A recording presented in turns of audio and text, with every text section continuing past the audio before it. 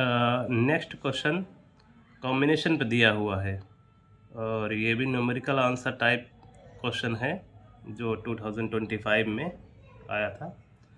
Question है summation r is equal to 0 to 5 11 c 2r plus 1 upon 2r plus 2 is equal to m upon n and GCD of m comma n is equal to 1, मतलब m और n में कोई भी common factor नहीं है। Then m minus n is equal to what. अब इस question को अगर हम मैन्युअली सॉल्व करेंगे तो बहुत टाइम लगेगा इसमें, इसको हम फार्मूला के हेल्प से ही करेंगे। अब वो फार्मूला कैसे आता है उसको हम बताएंगे और उसको आप ये देखिए कि हमें उसमें क्या याद रखना है। ठीक है, तो देखिए पहले हम डायरेक्ट ही लिख रहे हैं। क्वेश्चन हमें दिया है summation r is equal to 0 to 5 11c 2r plus 1 upon में 2r plus 1 plus 1 that is 2r plus 2। अब इसको अगर हम ज़रा ध्यान से देखें, अगर हम इसको r इक्वल टू 0 to 5 हम रन करेंगे तो हम देखते हैं यहाँ पर c1 आएगा पहले, फिर उसके बाद c3 आएगा, c5 c7 c9 और c10 तक। यानी ये ऐसा है जैसे ये ऑड नंबर्स पर रन हो रहा हो। यानी अगर हम इसको चेंज करना चाहें और 2r plus 1 को हम k से रिप्लेस कर दें तब ये समेशन देखिए इस तरह से होगा 11c k upon k plus 1 और 2r plus 1 is replace by k। तब देखिए अगर हम k को ऑड नंबर पर रन कर दें, ठीक है, ऑड इंटीजर पर अगर हम रन करते हैं और 11 तक, तब पहला ऑड नंबर हमारा होगा 1 पर वाली 11 c1 अपॉन 2, फिर 3 11 c3 अपॉन 3। वही जो r इक्वल टू 0 to 5 आएगा वही k is equal to 1 to 11 में ऑड नंबर्स पर ये वैल्यू आएगी। अब इसका एक फार्मूला है सिंपल सा और वो ये है कि 2 raised to the power n is 11 minus 1 upon 11 plus 1 यानी n plus 1 दिस। तो अगर हम इसको कैलकुलेट करेंगे तो 2 raised to the power 10 is 1024, तो 2 raised to the power 11 is 2048 minus 1 upon 12 that is equal to 2047 upon 12। अब इनमें कोई भी कॉमन फैक्टर नहीं है, ना तो ये 2 से डिवाइड हो रहा है ना 3 से डिवाइड हो रहा है, तो it implies m minus n is equal to 2047 minus 12 that is 2035। ये आंसर है। अब इस फार्मूले को आप देख लीजिए कैसे हम इसको एक आता कैसे है। देखिए आप इतना तो जानते ही हैं कि जैसे अगर बाइनोमियल एक्सपेंशन हम लिखे 1 plus x की पावर n का, तो ये आता है हमारा nc0 plus nc1 into x plus nc2 x square and so on ncn x raised to the power n।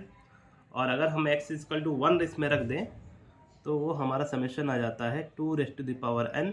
और ये अगर समेशन के फॉर्म में अगर हम इसको लिखें तो कैसे लिखेंगे, summation nc r x power r is equal to 0 to n that is ये वैल्यू आ जाएगी हमारी 1 रखने पर summation r equal to 0 to n ncr। तो एक फार्मूला तो आप ये जानते हैं, ये अगर कोफिशिएंट्स इनका सम करते हैं ncr का 0 से लेके n तक, तब ये वैल्यू आएगी 2 raised to the power n। दूसरा ये है कि अगर हम इसको एक बार इंटीग्रेट कर दें इस फंक्शन को, तो जैसे ही हम इसको इंटीग्रेट करें और इंटीग्रेट करने के बाद 0 to 1 लिमिट ले लें, तब इंटीग्रेट करेंगे तब ये कितना आएगा 1 plus x raised to the power n plus 1 over n plus 1, और यहाँ लिमिट ले लिया आपने 0 to 1। इसके बाद इसको किया तो summation n c r equal to 0 to n और इसको इंटीग्रेट कर दिया आपने 0 to 1 में, तो आ गया आपका x की power r+1 over r+1 0 to 1। तब हमें क्या मिलेगा, इट इम्प्लाइज 1 रखने पर 2 आएगा, 0 रखने पर 1 आएगा, यानी 2n+1 -1 ओवर n+1 ये टर्म आ गई हमारी। और इधर 1 रखेंगे तब, और 0 रखेंगे तो 1 रखने पर आ रहा है r=0 to n NCR over में r+1, 0 रखने पर ख़त्म हो जाएगी टर्म। तब देखिए एक फार्मूला हमारा ये बना, ठीक है। तो अब यही फार्मूला अगर हम ब्रेक करते हैं, summation r=0 to n NCR over r+1, इसको अगर हम ऑड टर्म और इवन टर्म में अगर हम ब्रेक करें तो ये आएगा summation r odd NCR over r+1 plus summation r even 0 से स्टार्ट होगा n तक जो भी आएंगे NCR ओवर r+1, ठीक है। अब देखिए इसका एक प्रूफ है। अब प्रूफ हम इसको जब कॉम्बिनेशन वाला चैप्टर जब हम करेंगे आगे, तो हम उसमें देखेंगे जो डिटेल प्रूफ है वो उसको हम कराएंगे। अभी ये देख लीजिए आप, जो ऑड टर्म है तो ऑड टर्म के लिए ये फार्मूला हमारा बन जाएगा, जैसे ये है, ये फार्मूला हमारा बन जाएगा 2n-1 ओवर n+1, और इवन टर्म के लिए ये बन जाएगा 2n ओवर n+1, ठीक है। अगर हम इसको ऐड करेंगे तो यही वैल्यू आएगी, 2n plus 2n is 2n+1। अगर कॉमन लेंगे तो 2n आएगा, जो कि क्या होगा, तो ये सम अगर हम करेंगे तब ये वैल्यू हमारी आ जाएगी।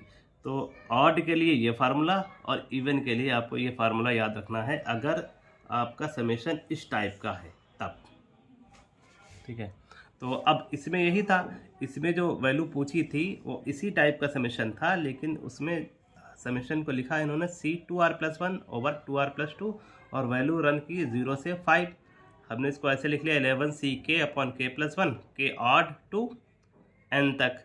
तब ये डायरेक्ट फार्मूला हमने यूज़ कर लिया और ये हमारा आंसर एक लाइन में आ गया, ठीक है।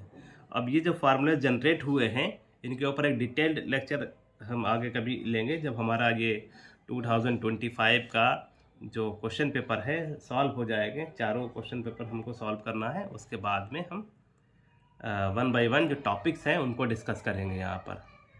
आप इसको शेयर कर दीजिए, सब्सक्राइब कर दीजिए चैनल को, ताकि आगे भी आपको ये सॉल्यूशंस मिलते रहें।